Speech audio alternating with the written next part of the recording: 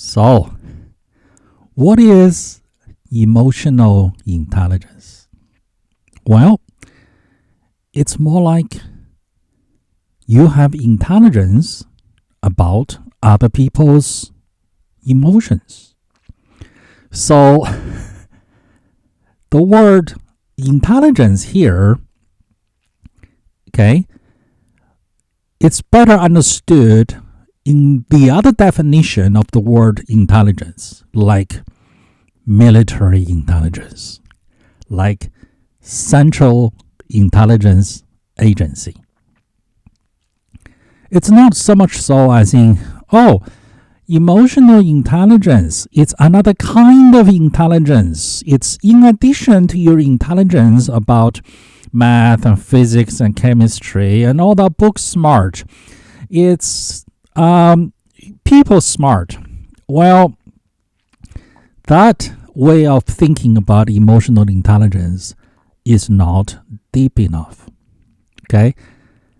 Really, you should think of emotional intelligence as in military intelligence. As in your secret understanding, your knowledge about other people. Just like military intelligence, just like Central Intelligence Agency. It's not Central Smart Agency. It's Central Information About Other People Agency. All right? So, emotional intelligence is, number one, humans are emotional creatures. Humans make decisions based on their emotions. Number one. Number two, humans use logical and rational thinking to backward justify the decisions that they have already made and made emotionally. Let that sink in. Okay? Humans use logic, use their rational thinking to backward justify the decisions that they have already made and made them based on emotion. Number three, to lead people, okay, means you need to influence and persuade so other people will do the things that you need them to do. And to do that, to lead people, to influence and persuade people, you have to do so emotionally. That is, you have to lead other people through emotion. Their emotion, not your emotion. You have to use your logic, your logical thinking head, your superior understanding of other people's emotion to lead them to do the things that you need them to do. Okay? And that is emotional intelligence. And this sort of wisdom might be new to Western science, but to human history, this is as old as the hills. All right? Western science did not study this stuff until the 70s, until the 80s. But if you read human writings, okay, both in Europe and in Asia, or if you study North American native folk culture, their mythology, their stories, their wisdom, their teaching. As a matter of fact, you go to any culture, anywhere in the world, okay, you will find they talk about this stuff. They talk about this stuff to their next generation as a means of education, as a means of passing down wisdom. And this is in the earliest human writings, in the human recordings. All right? As a matter of fact, if you go all the way back to the earliest human writings, This is all they wrote about. Okay? Get some of the writings from the past in ancient China, 2,000 years ago. All right? This is all they wrote about. How to understand other people's emotions and how to utilize your understanding of other people's emotions, which they themselves may not understand. Okay? And to use your understanding of their emotions to influence and persuade them so they will do whatever you need them to do. And this wisdom is as old as the hills. Okay? It is new to Western science. And just because Western science has not studied it, it doesn't mean it wasn't around. It's like, Albert Einstein only came up with the theory of relativity 1900 something. But it doesn't mean that those facts are not here with our universe before Albert Einstein. Just because Isaac Newton came up with the laws of motion, F equal ma and all that good stuff, it doesn't mean that F equal ma started when Newton was born. All right? F equal ma has been a fact, has been how the universe operates way before Isaac Newton was born. All right? Let that sink in. And now it's the time to talk about this term, behaviorism. All right? Behaviorism was made popular by scientists who were trying to study human nature in the 70s. And their approach, back in the 70s was, well, we don't know what's going on inside people's heads because they're not telling us. And when they do tell us, we noticed they're not necessarily telling the truth. Okay? And they don't even know they're lying. Emotion. So, as scientists, we study whatever we can observe. And we observe, we see patterns, and then we come up with hypotheses. And then we design experiments to test our hypothesis. So the things that we can observe are human behavior, human actions. All right? So that was a very good attempt at studying human nature. Now, fast forward, we're now in the 21st century. Behaviorism, in the world of science, is largely outdated and obsolete. It's as obsolete and outdated as Aristotle, who said, heavier objects fall faster than lighter objects. That was a very good attempt by Aristotle 2,000 years ago. All right? It was held as true for 2,000 years. But today we know that he is incorrect. You can think of behaviorism in the same way. That is, it was a very good attempt by science to study human nature. And we now know so much more about human nature. And behaviorism is a thing of the past. It's a tool that we used in the past. It's a way of thinking, a way of looking at things from the past. It was a good tool back in the 70s, but we have advanced so much. It's no longer the best tool to use in science. All right? So scientists, for the most part, here in the 21st century, no longer use behaviorism by only observing behavior. However, because of popular science, Okay, popular science is a good effort, is to help the general public to understand the latest scientific discoveries. And because of popular science, the word behavior, okay, is largely still being used in the business world. All right, consumer behavior, the behavior of a troublemaker employee. Now, this is still very much used in the office. The behavior, for example, focus on the behavior. All right. Now, why that is? Okay, and where is this useful? All right, it's useful for legal HR CYA. Let's say you have an employee who is misbehaving and he is working very hard at getting himself fired.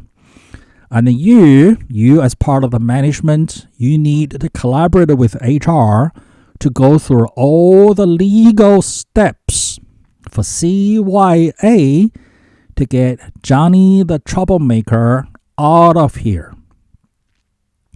You need to cross all your T's and dot all your I's for legal reasons, to go through all the HR procedures. All right. And when you're doing this, you don't want to get into long arguments against the troublemaker. All right. Troublemakers are weasel artists. They don't want to learn. They don't want to improve. That is why they are not good employees. That is why you need to cut your losses and get them out the door. All right? So there's no need, it's only a waste of time to engage in discussion, in training, in coaching. You cannot coach someone who does not want to be coached. Think about this. If my passion, okay, is pizza and beer, and then watch other people play sports on TV, can the best coach in the world make me an athlete? No, because I don't want to play the game. I don't want to improve myself with my skills of playing this game, and also my physical health, my fitness level, and also my mental capacity, my mental sharpness, and my mental endurance. Okay, if I don't want to participate in that, all right, I am no material to be a good athlete. And even the best coach anywhere in the world cannot make me a good athlete, because I don't want to be an athlete. All I want is to watch other people play sports and watch it on TV while drinking beer and eating pizza. Okay? I make a good spectator giving my money to the sports. I make a horrible athlete. All right? So bad employees, and they don't want to get coached. That's why you shouldn't be coaching them. And then when you are documenting them, when you are building up the case for their eventual termination, because you have to follow all these legal procedures, that's when you focus on behavior, just what they did, the conducts. Okay, this is for legal reasons. All right. Now, with good employees who want to learn, all right, no, you don't just focus on their behavior. You do want to observe them and talk to them and figure out about their emotions, and then talk to them about their emotions. Okay?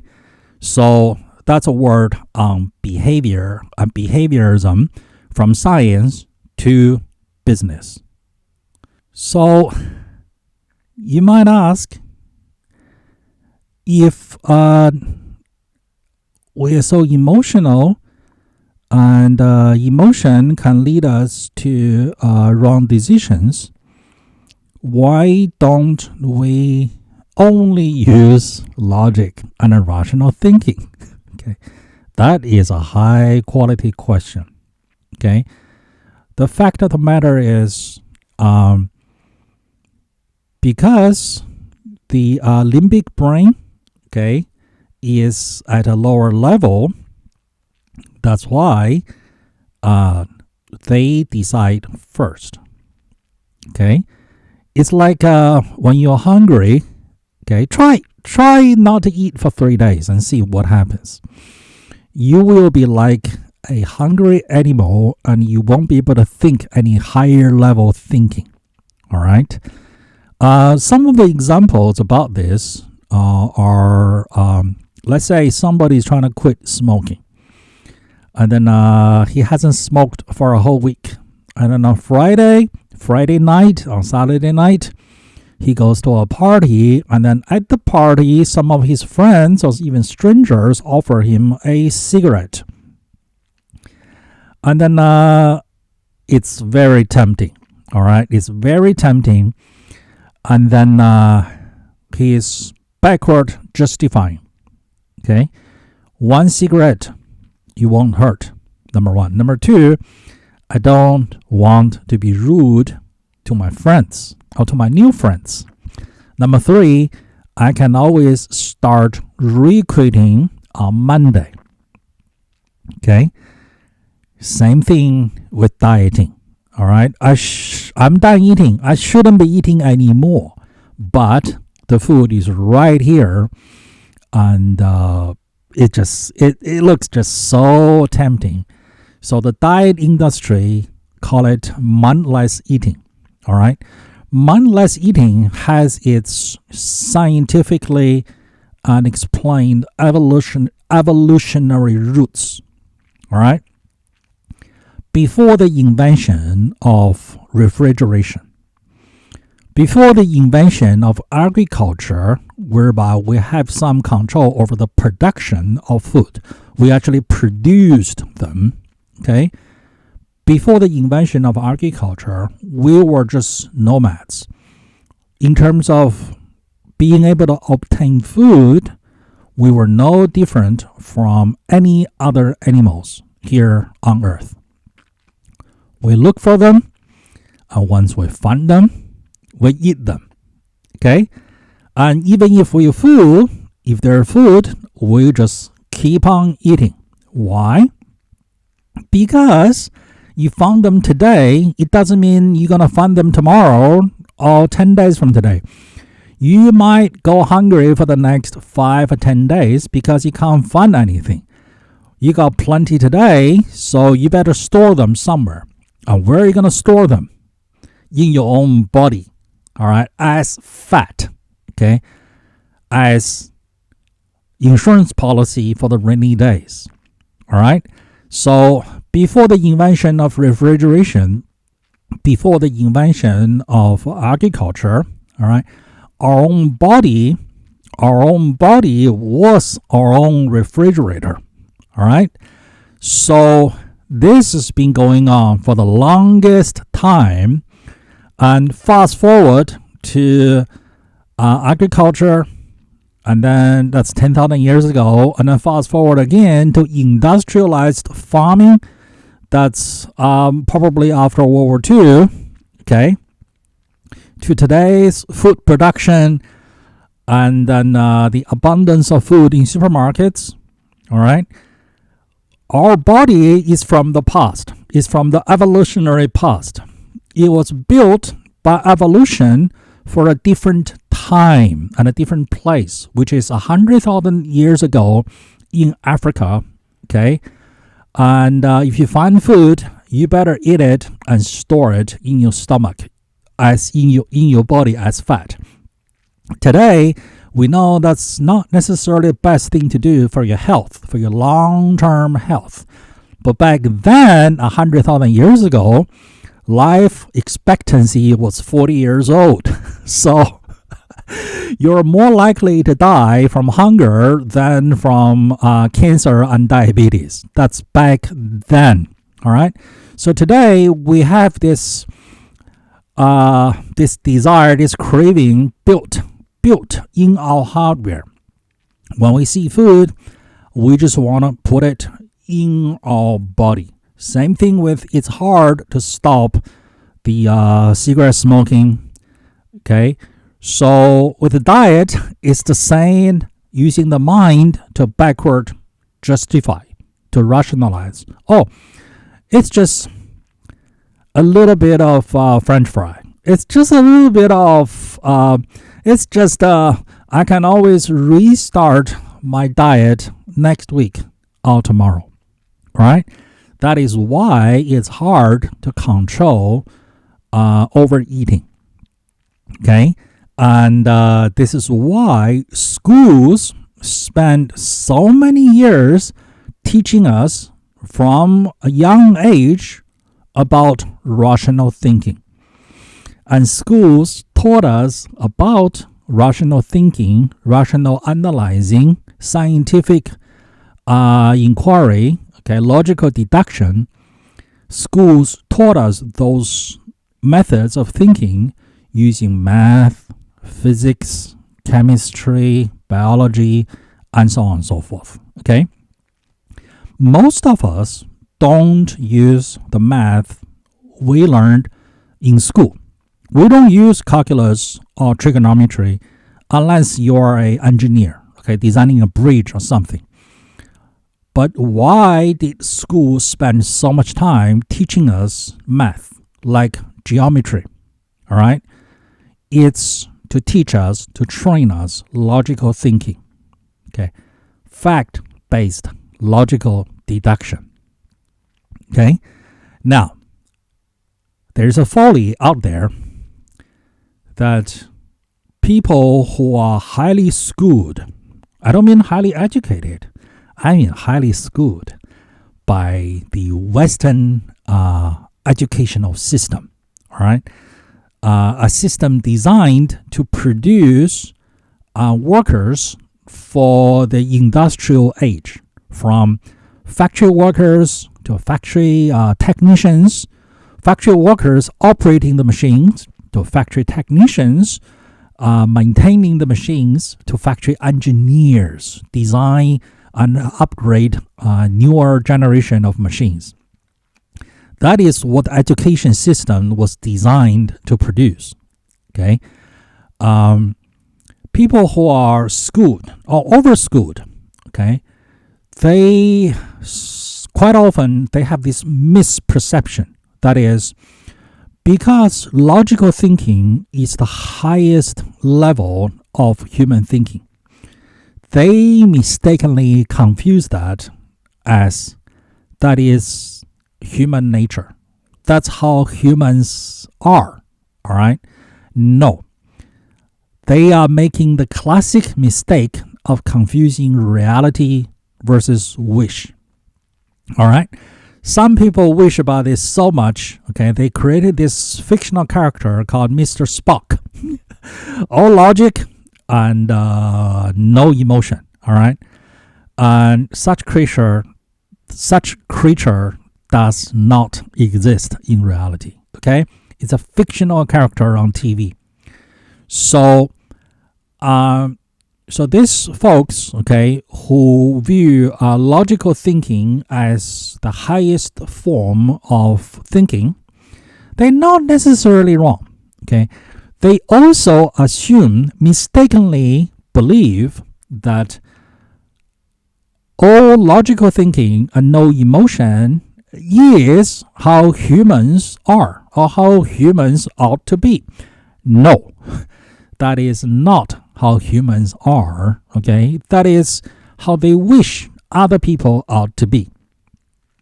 And when other people are not conducting themselves, and when other people don't come across as all logic, no emotion, these folks, okay, they get upset. They get upset with other people and accuse other people of, why are you emotional? Why are you so emotional? They fail to see the irony here, that is, when other people don't conduct themselves according to the wishful thinking of these people get emotional. They get upset. They get upset at other people. They get upset at other people for being emotional. So they get emotional for other people being emotional.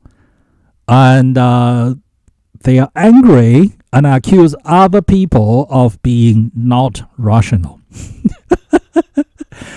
And they don't even realize they themselves are being emotional. Okay? A wiser way of thinking is to realize, is to accept the fact that people are emotional.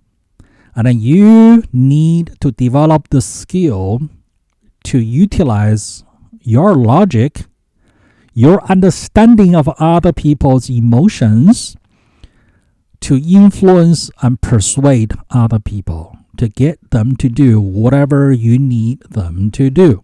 And that is emotional intelligence. It's your intelligence, as in your secret understanding about other people. It's your intelligence about other people's emotions and how you are going to use that understanding to get other people to change their emotions. Say, for example, from feeling negative about doing this thing to feeling positive about doing this thing. All right? You can, and also other people have already successfully used this to get other people to go to the gym, to quit drinking, to quit smoking, to successfully diet, or to advance themselves with their career, with their lives, with their business. So, 100,000 years ago, 1,000,000 years ago, okay, if I'm eating my bananas and you, being a big bully, you came and you stole my bananas, either behind my back or right in front of me, okay? When I found out you stole my bananas, or I saw you taking my bananas away from me, stimulation and then emotional reaction, all right, I am going to get upset at you. All right? Now, if I realize you are bigger than me, if we get into a fight, I am highly likely going to lose, then I'm going to have the feeling of fear inside of me. Now, if I thought I had a chance of beating you because we are probably the same size and you stole my bananas and I got into a fight with you and then I lost, I'm going to get the feeling of shame and embarrassment. And I am going to be embarrassed in front of my tribe, other tribal members, other members of my tribe, because I'll be viewed as the one who lost the fight, who has been bullied. Okay? And then someone else may also got bullied by this same guy who stole my bananas, and he might come to my defense. Now we might team up to fight, to resist against the big bully. All right? So there's sympathy, empathy, and collaboration and teamwork. All right? Or if I am small and then I keep on causing trouble, stealing other people's bananas, then the whole team may view me as a troublemaker and then a net loss to the group. So I might lose my popularity, and I might lose it so badly to a point that the whole tribe may decide to kick me out of the tribe. All right? So this is why the emotion of wanting to belong to a group, all right, I don't want to get kicked out by the group. This is the origin of the feeling of wanting to socialize, wanting to be friendly with other people, wanting to be welcomed and loved by the whole group. All right? and then the fear of getting kicked out. Because back in those days, all right, as a primate, all right, if you're getting kicked out of the group, you usually don't survive the night in the jungle by yourself. Because some big cat is going to find you delicious, and then they're going to come up to you very, very quietly. And you are going to become dinner for that big cat. In the morning, there will be no more of you. All right? So these are the origins of a lot of the social related emotions. All right? Those who are more capable of hacking it on their own are less inclined to desire to be accepted by the group. If I'm the tiger, if I'm the lion, all right, I eat others for lunch. Do you think a tiger or a lion has the feeling of shame when they eat some other animal? Do you think they want to be accepted by the group? But if a member of the group who is relatively weaker and less capable of hacking it on their own, they might be more inclined to want to be part of the group, to rely on group power for the survival and the reproduction of the entire group. Okay, so those are some of the origins, evolutionary origins of some of our emotional states. Okay, now what about in the modern world? All right, it's the same thing.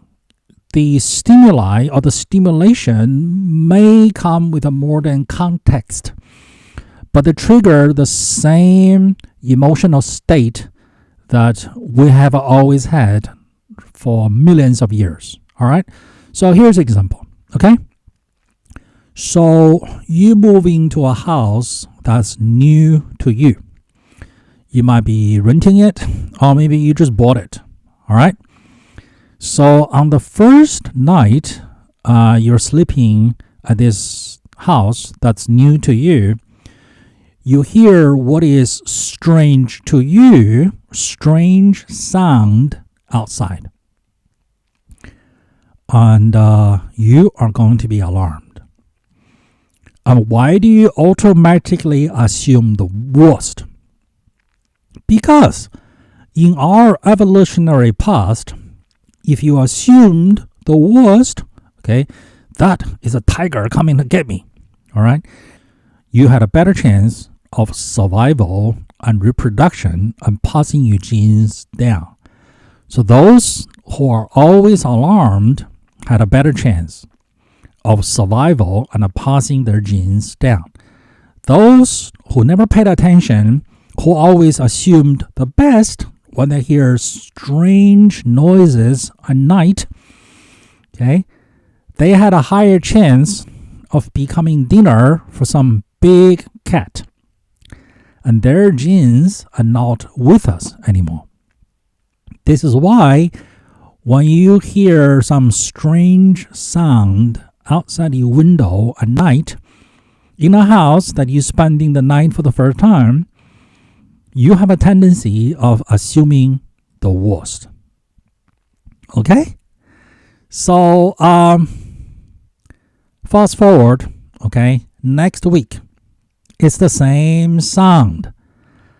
You're no longer concerned. Why? Because you found out last week, okay, when you heard the sound, okay, you got out of bed, okay, you started looking for something to defend yourself, and you won't turn on the light, and you stayed in the dark, and you looked outside your window, only to realize it's the neighbor taking out the trash can.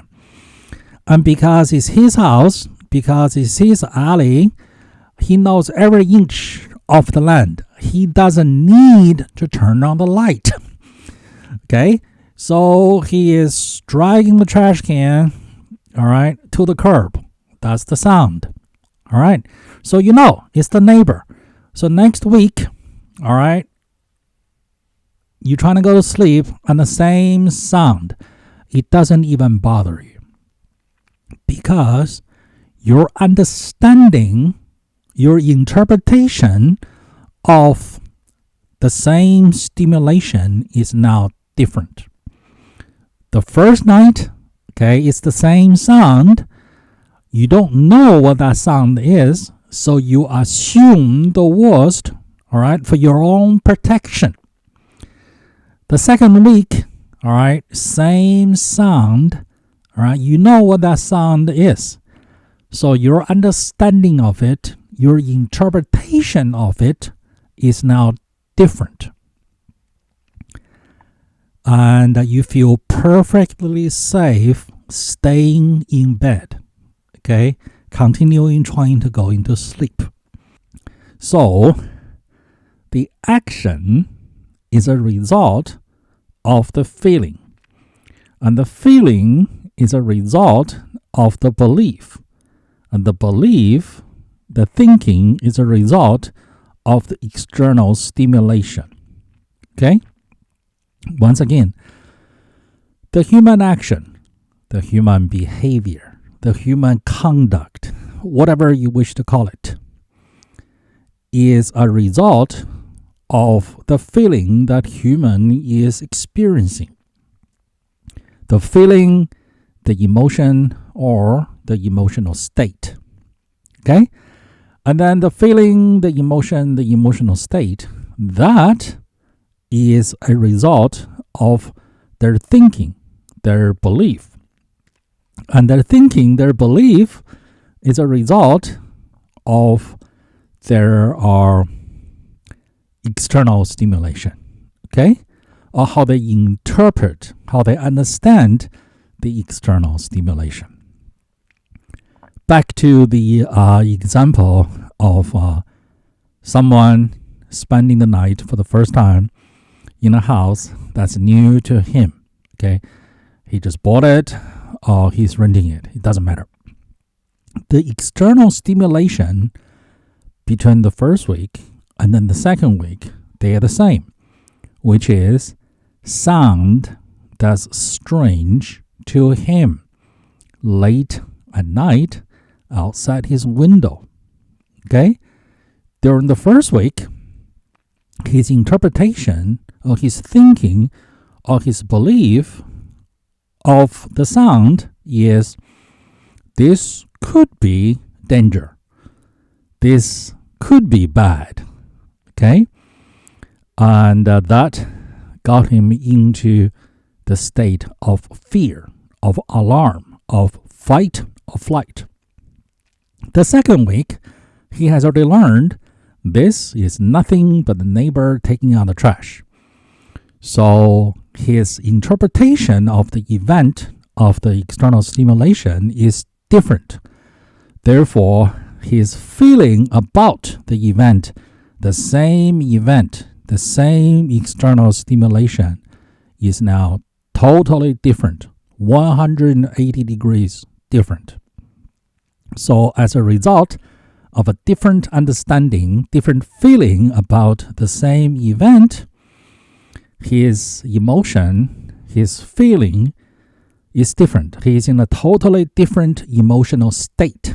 Okay, the first week, because he thought this might be potential danger, so he's in the emotional state of fear, of fight or flight. And the second week, his emotional state, because of the thinking, the understanding, the interpretation is different. So his feeling is now calm and relaxed because he knows it's nothing but the neighbor taking out the trash.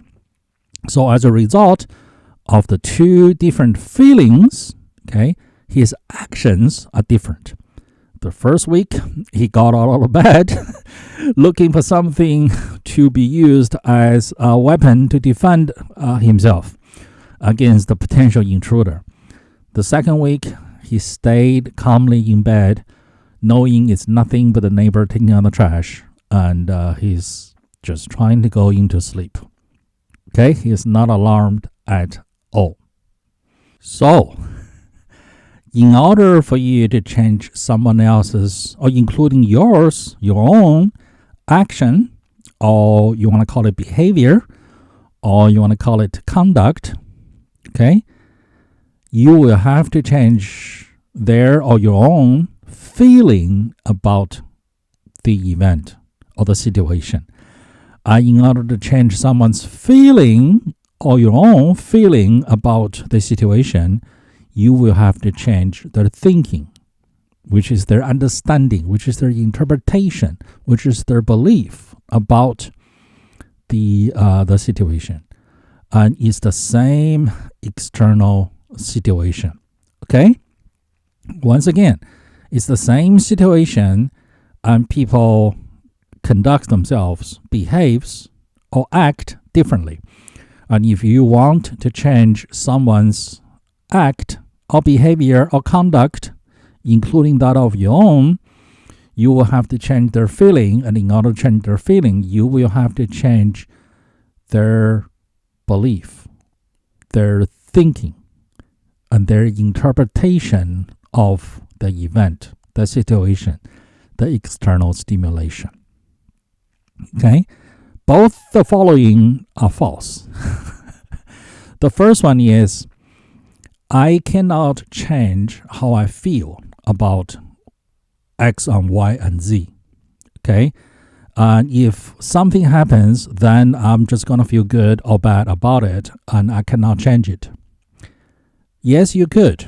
It is possible if you change your understanding or your interpretation of the situation.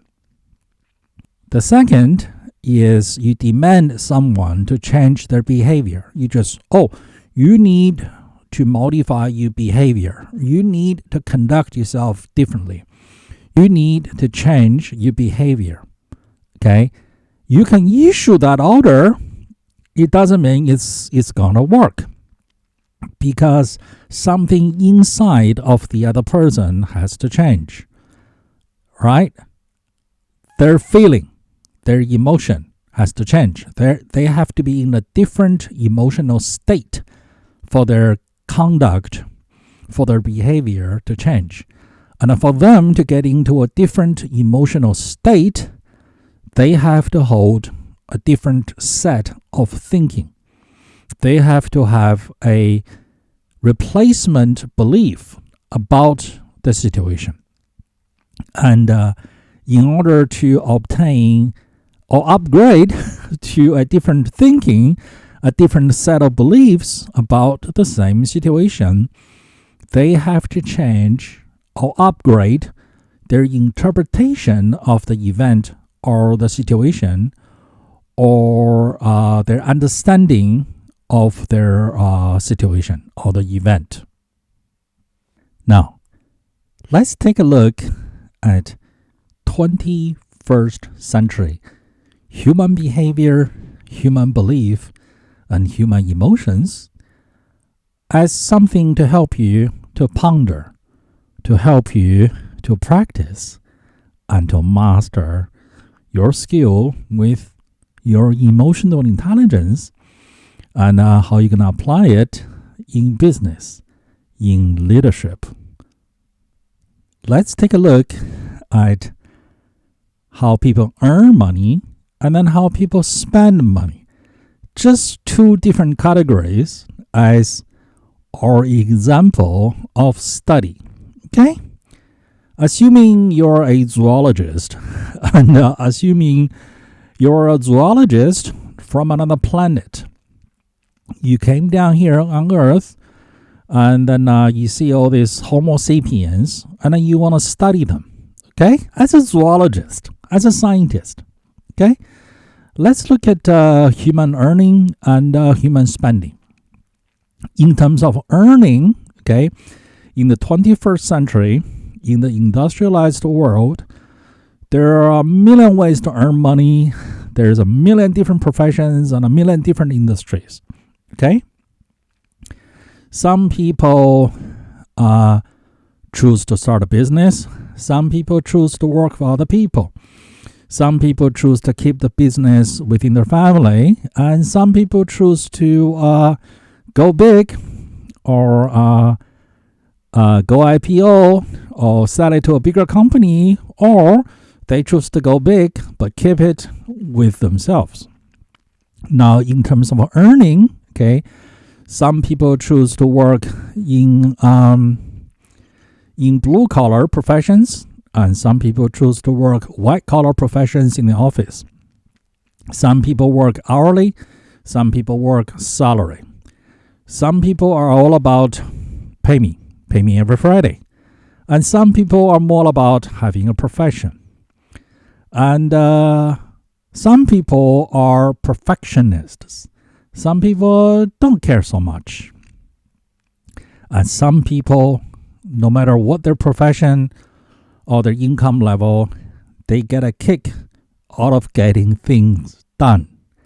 And they get a bigger kick out of helping a coworker, a colleague, get things done. Okay? Some people don't get a kick out of getting things done. They get a kick out of getting away with not getting things done and still getting paid. And some people get a kick out of causing trouble. Okay? These are all different sorts of human conducts, human behavior. Okay? Why do you think people act the way they act? You think their emotions might have something to do with it? You think their thinking, their belief, their understanding of the society might have something to do with it? Yeah? All right. So let's take a look at human spending. Okay? Some people like to spend, and some people don't like to spend. Some people spend money on these things, but not the other things. And some people spend money on everything. Some people like to pay cash. Some people like to go get a credit. Okay? Just take a look at the things that you yourself will not buy. Those are the best examples for you to study. Okay? For example, okay? Take a look at the type of cars people drive. Take a look at some car, okay, that you yourself will never buy, but someone else has obviously bought it. Okay? So just ask yourself, as a thought experiment, as a scientific inquiry, as an exercise for your own personal self-development into society, into human nature. That is, what sort of person and for what reason would buy that particular car that I won't buy? Okay, here's a typical example to get your mind going. Okay, who's going to buy a two-seater? Not someone with 5 kids. Okay, it's highly likely a single guy who would buy a two-seater. Why would he want to buy a two-seater? Okay, what's the emotion and what's the practical purpose for him to buy a two-seater? I'll leave that to you to think about. Now, who would buy a minivan? Will a single guy buy a minivan? And why would a young person, a young male, be driving a minivan? Well, one possible explanation is that was his mother's car, and he's the oldest kid, okay? Now he's driving his mother's car because he just got his driver's license, and his mother's car is a minivan. So that's why you will see a young male driving a minivan. He got it for free. Or it's not even his car yet. It's still under his mother's name. Okay? That is just an example to get your mind going. Okay? So when this young man goes to buy his first car with his own money, do you think he's going to be buying a minivan? Well, he's single. Now, How about some other human consumption choices? All right. There are two major types of smartphones. Okay. One made from one company, and the other is made by many, many other companies. Okay. What sort of person will go for one type but not the other? Okay. Same with computers. Okay. And there are just two camps of computers. Some people will never venture into the other camp. What are some of the reasons? And one camp of computer is actually 4 times as expensive, yet it delivers only a quarter of the performance, both hardware and software. So why would someone buy a computer that's 4 times as expensive and only getting a quarter of the performance? And why would someone pay $1,400 for a telephone with no headphone jacket and knowing it's gonna be obsolete? Okay, not in the tech sense, but in the fashion sense, that is gonna be obsolete. Okay, very quickly. But they spend $1,400 to do it, and they do it all the time. Why would people do that? Okay, is that for practical purpose, or is that something else? Okay, think about it. Now take coffee, for example. Why would someone spend $7 for a cup of coffee? They can make it at home for 1% of the cost. All right. And why would someone drive their cars, okay, to a business district, pay for parking by the hour just to buy coffee and then sit there and then drink the coffee and read the newspaper or the magazine or something on their computer? Why would they do that? If they wanted to read something, to study something, and then they needed a coffee to keep them awake, why don't we do that at home? Isn't that the most efficient way to do it? Okay? So these are just questions that I'm throwing at you to get your mind going, to think about between human conduct, what do people do, their behavior, okay? What's the emotion that's driving them to do that?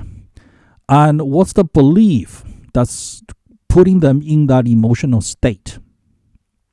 So, what are some of the ancient emotions and emotional states, and how they are being triggered by 21st century thinking, 21st century belief systems, and how people who are wise, people who are smart with emotional intelligence, how they have been utilizing their secret understanding of this to their own advantage, to manage their own emotions so they are always in the desired emotional state for their own actions, and how they get to influence and persuade other people so other people are doing the things that they need them to do, because the smart people can influence and persuade and put other people into the desired emotional state. So here's a short list, okay, of some of the ancient emotions. Okay, how about fear of no food? Okay, how about the fear of not able to feed my own offspring? How about the fear of not able to find food? Okay, how about the fear of becoming dinner for a big cat? How about the fear of becoming sick or catch something? Okay, an example of this is drinking water that's contaminated, or eating food that has gone bad. Okay, this is why we have this built-in system to smell food. When the food has gone off, and the odor is something that we just have this built-in instinct to wanting to get away from it. Okay, that is a protection mechanism that we have thanks to evolution. All right. So, what about some other fear? Okay, fear of being kicked out of the group we belong to because there's power in tribe. Okay, primates, Homo sapiens, chimps, orangutans, even monkeys, we are packed animal. We are tribal animal. We don't do very well in the jungle by ourselves. Okay, we need to be in a group. Okay, so there's fear of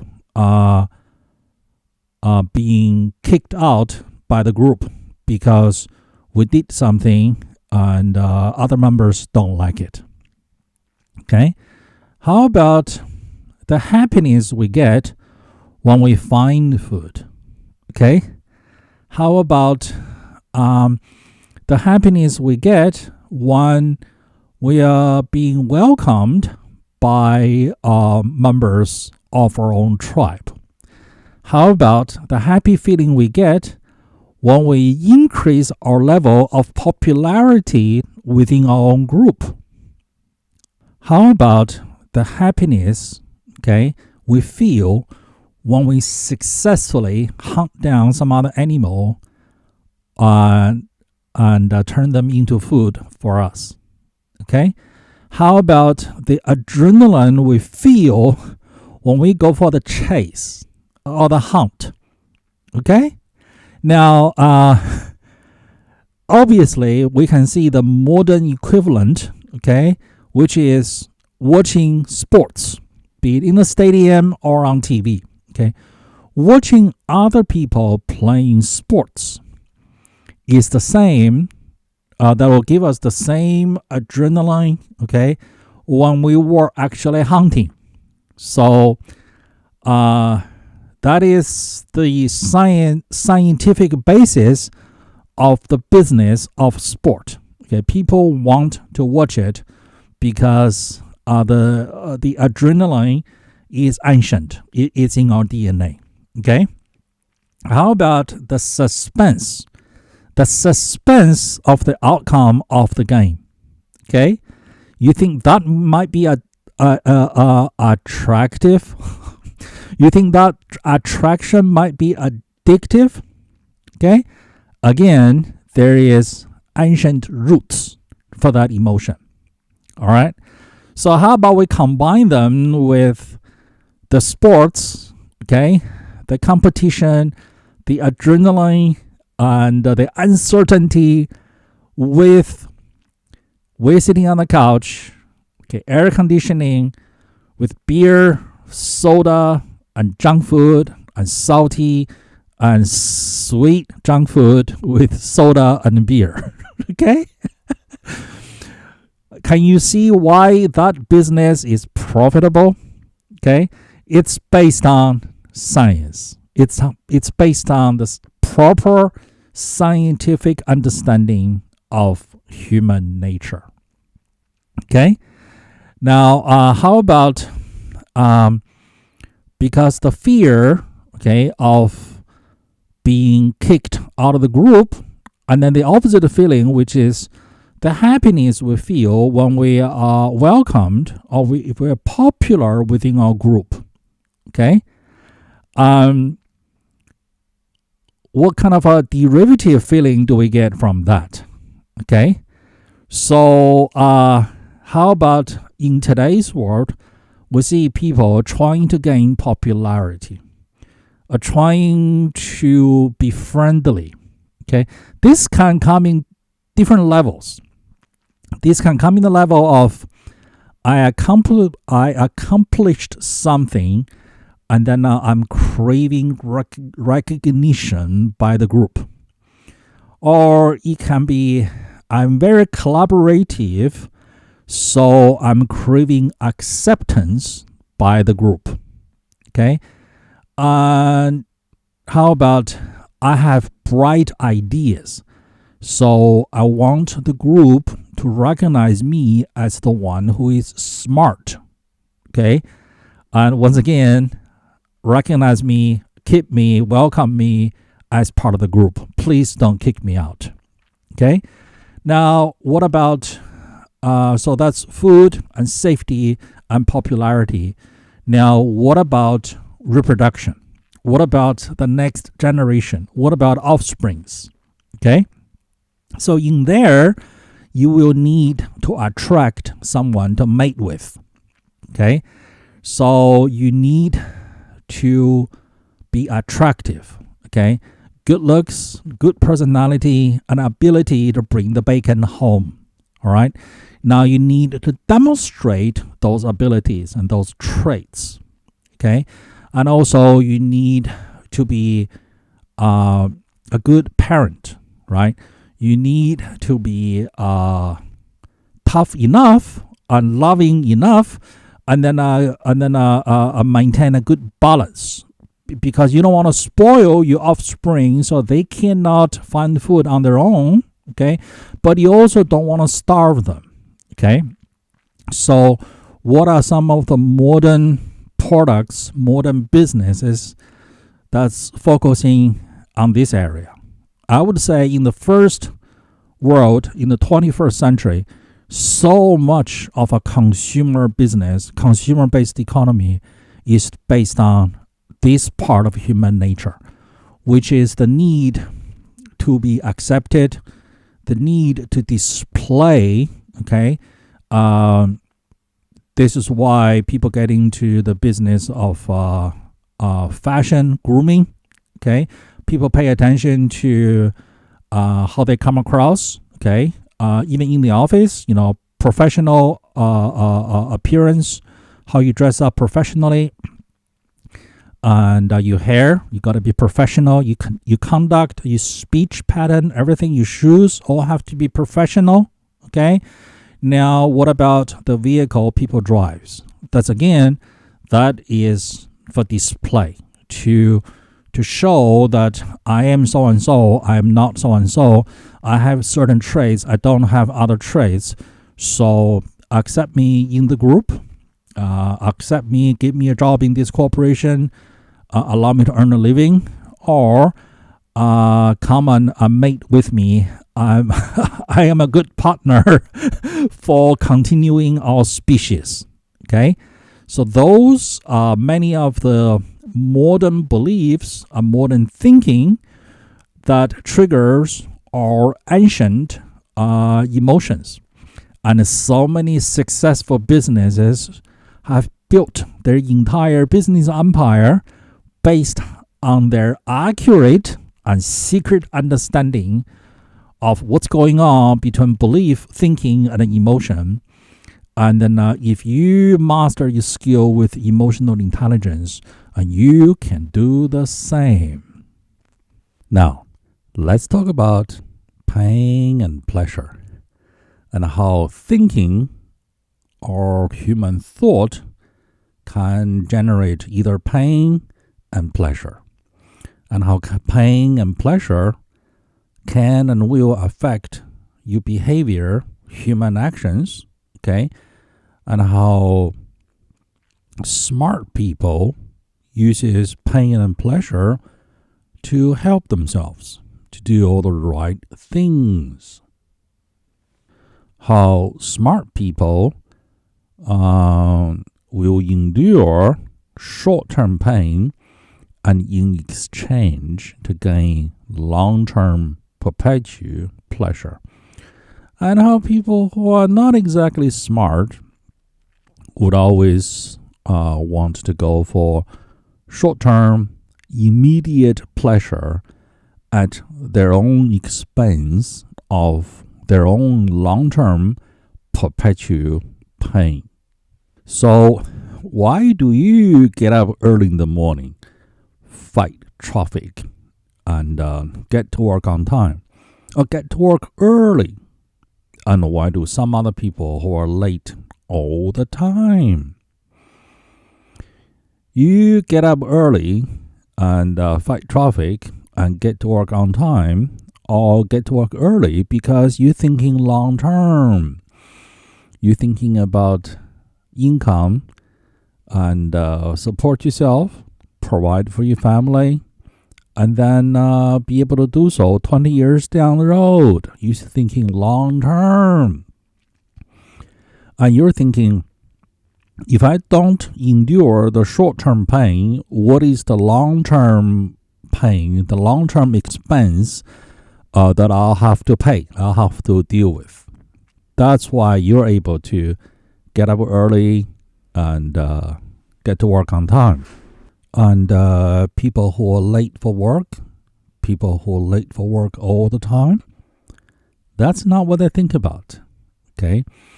They don't think about their long-term and the long-term pain they would have to endure down the road for having no job, no income, can't provide for their families, can't even support themselves. They're thinking about the short term, the most immediate pleasure right here, right now. They are present hedonistic, okay? They are not organized. They don't plan things ahead. They stay up late watching TV or playing computer games, so they cannot get up early in the morning, and their morning routine is not down to a routine, down to a science. They don't have things organized. That's how and why they run to things like, in the morning, I realized I have no gas in my car, so I have to drive around and find a gas station. That's how I was late for work. And so on and so forth. Because they are not thinking about long term. They're not thinking about the long-term pain they would have to pay and they would have to endure if they don't endure the short-term pain. And to them, it's short-term pain. But to people who do think ahead, they don't even view it as short-term pain. They view it as that's just the way it is. So again, there's difference in thinking. What about people who try to quit smoking? It's the same, okay? And I'm sure we have all heard stories about someone who wasn't trying to quit smoking, and then he was trying to quit smoking, and he tried to quit so many times. He quit quitting so many times until one day, someone very close to him, okay, someone who shares a lot of his DNA, was diagnosed with cancer, or throat cancer, or suddenly passed away with cancer, okay? And that scared the crap out of them, and they quit smoking right there, without ever needing any kind of the help, okay, to help them to quit smoking. It appears to be sheer willpower, but no, it's just the fear that came from the understanding the impact, the real story of his very close relative who shares a lot of his DNA, who fell victim to cancer, who fell victim to smoking. And that really got to him, okay? So again, it's the understanding, the thought, the belief that creates the fear, the feeling, the emotion, and that generates the action, the behavior, which is stop smoking. They will never pick up another cigarette. And I've heard stories, people will just put cigarette next to them, okay, and they can just not touch it. It's that strong of a feeling that can generate the kind of resistance. They look at the cigarettes, they see nothing but bad, and they are repulsed by it. Okay, I've also heard same story with eating. Okay. Someone says every time he goes to that place, he would think of there's a fast food place next to that place, and they would go there and eat. And then finally, they reprogrammed their thinking. Every time they go to that place, they will think of that fast food place that's located in that place. And then instead of thinking the pleasure from eating that fast food, they start thinking about the health problems, the downside of eating that particular fast food, the downside to their health, to their own personal health. Okay?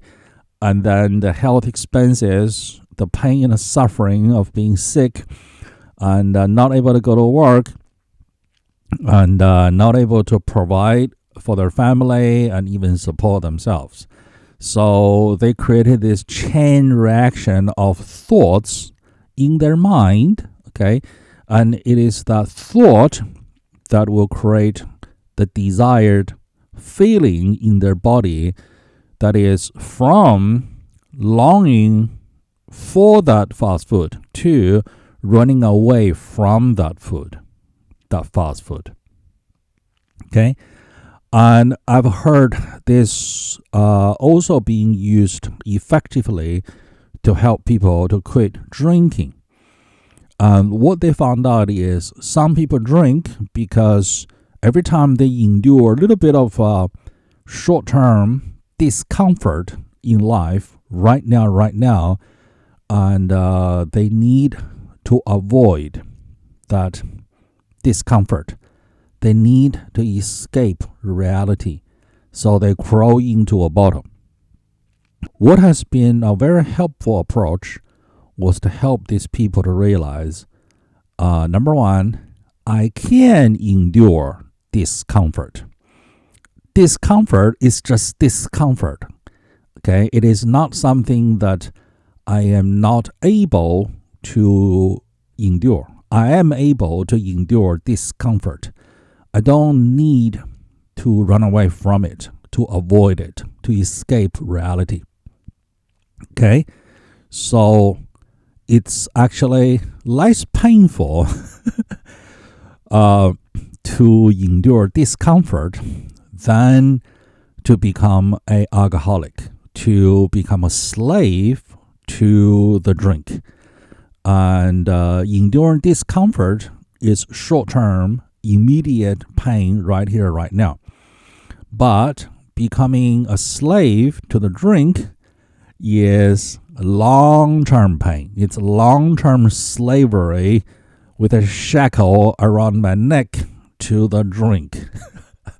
Okay, that's the first thing. The second thing is, are those things so-called discomfort, are they really that bad?